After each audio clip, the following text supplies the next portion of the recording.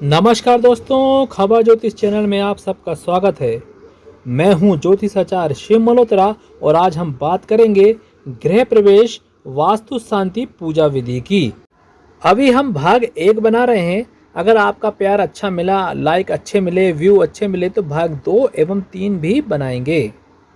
अगर आपने अभी तक हमारे चैनल को सब्सक्राइब नहीं किया है, लाइक नहीं किया है तो प्लीज़ पहले सब्सक्राइब कर लें, लाइक कर लें। आपका पैसा नहीं लगेगा, हमारा उत्साह बढ़ेगा एवं आपको आने वाले वीडियो की जानकारी भी प्राप्त हो सकेगी।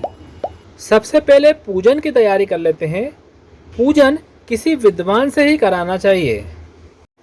पूजन हमेशा ईशान कोण में ही कराना चाहिए या आप जिस रूम में, जिस कमरे में पूजन करा रहे हैं उसके ईशान में ही पूजन कराना चाहिए।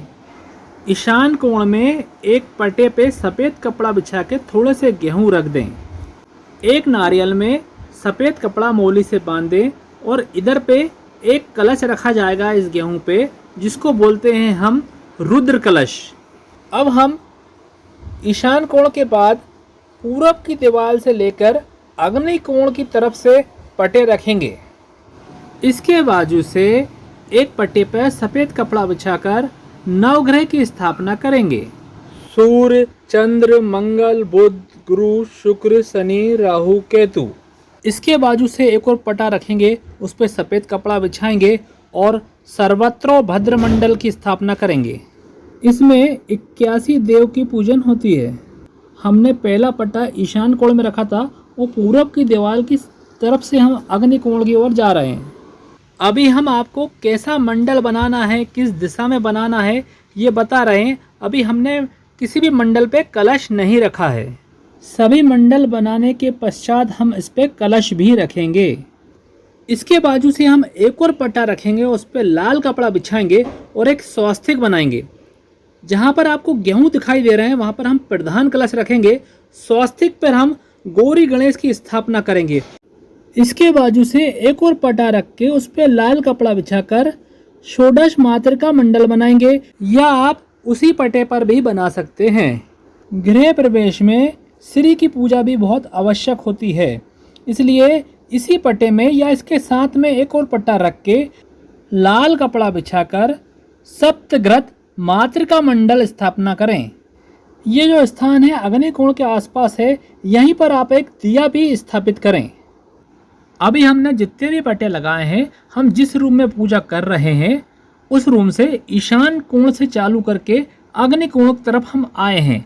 अब हम जो पट्टा रखेंगे वो उसी रूम के पश्चिम दक्षिण कोने में यानी नैऋत्य कोण में एक पट्टा रखेंगे। उस पर सफ़ेद कपड़ा बिछाएंगे और यहाँ पर हम वास्तु पूजन करेंगे। इसी पट्टे में हम जो नागफनी के कील आते हैं, जिनको हम घर के चारों तरफ ठोकते हैं, बंधन करते हैं, वो भी यहीं रखेंगे। 5 रत्न, कोई भी 5 रत्न यहाँ रखेंगे जिसको हम बाद में ज़मीन में गड़ाते हैं। नाग नागिन का जोड़े का पूजन अभिषेक यहीं पर करेंगे। जिनको हम ईशान में या नैऋत्य कोण में बाद में गड़ा देते हैं, उनका पूजन भी यहीं पे किया जाता है। साथ ही 3 कच्चे सूत के बड़े गोले रखते हैं, जिसको घर से नागफनी के कीले के साथ चारों तरफ घर से लपेटे जाता है, वो भी यहीं पर पूजन होगा। अब हमको जिस रूम में पूजा कर रहे हैं उसके उत्तर पश्चिम यानी वयव कोण में चलना है। वहाँ पर एक पटा लगाना है। वयव कोण में एक पटा रख के उस पर काला कपड़ा बिछा के इस तरह से आपको मंडल बनाना है। यहाँ पर हम क्षेत्रपाल की पूजन करेंगे। हमने आपको सभी मंडल बना के बता दिए हैं, कौन सी दिशा में रखना है ये भी बता दिया है। अब हम इस पर कलश रखेंगे, जिसकी तैयारी हमने पहले ही कर ली है। प्रत्येक लोटे में एक सुपारी एवं सिक्का रखा है। इसमें जल भरना है। आम के पत्ते या बंगला पान, जिसको पूजा का पान बोलते हैं, वो इसमें रखना है। नारियल पे कपड़ा और नाड़ा बंधा हुआ है, इस कलश के ऊपर रखना है। कई लोग जल की जगह 7 प्रकार के अनाज ही भरते हैं, लेकिन हम इसमें जल ही रखेंगे। यह है नागफली के कीले जो घर के चारों तरफ ठोकते हैं, और ये हैं 5 रत्न जो हम नैऋत्य कोण में गड़ाएंगे या ईशान कोण में गड़ाएंगे। और इसके बाद नाग नागिन का जोड़ा जो हम ईशान में या नैऋत्य में गड़ाएंगे। और ये है 5 धातु जिन्हें हम ईशान में गड़ाएंगे। अभी हमने आपको जितने भी मंडल बताए हैं उन सभी पे आपको हम कलश रख के बताएंगे।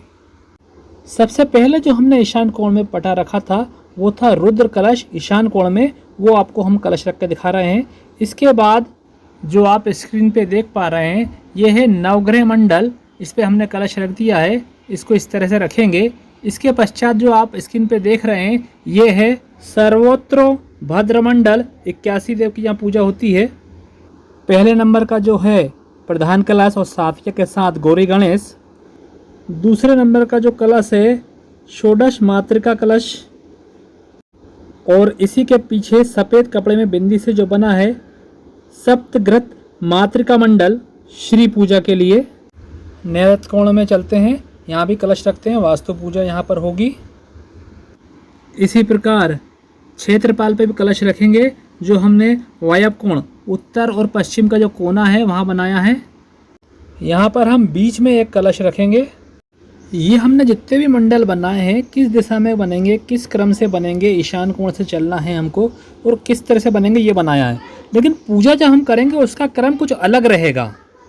सबसे पहले जो पूजन होती है वो गौरी गणेश की होती है, चाहे कोई भी पूजन हो। सबसे पहले हम गौरी गणेश की पूजन करेंगे, उसके बाद हम प्रधान कलश की पूजन करेंगे। इसके पश्चात 3 नंबर पे षोडश मातृका की पूजन करेंगे। इसके पश्चात चौथे नंबर पे श्री की पूजा, लक्ष्मी जी की पूजा करेंगे। 5वें नंबर पे हम नैऋत्य कोण में चलेंगे, वास्तु पूजा करेंगे। इसी जगह पे हम चांदी का जो नाग नागिन का जोड़ा है उनकी पूजन करेंगे, अभिषेक करेंगे। 5 रत्नों की पूजन भी यहीं करेंगे, 5 धातु की पूजन भी यहीं करेंगे। इसके पश्चात वायव्य कोण में चलेंगे, उत्तर और पश्चिम के कोने में, जहां हमने क्षेत्रपाल की पूजा करनी है। यहाँ पर हम क्षेत्रपाल की पूजन करेंगे। 7वें नंबर पर हमने जो ईशान कोण में रुद्र कलश रखा है उनकी पूजा करेंगे। 8वें नंबर पर हम नवग्रह की पूजन करेंगे।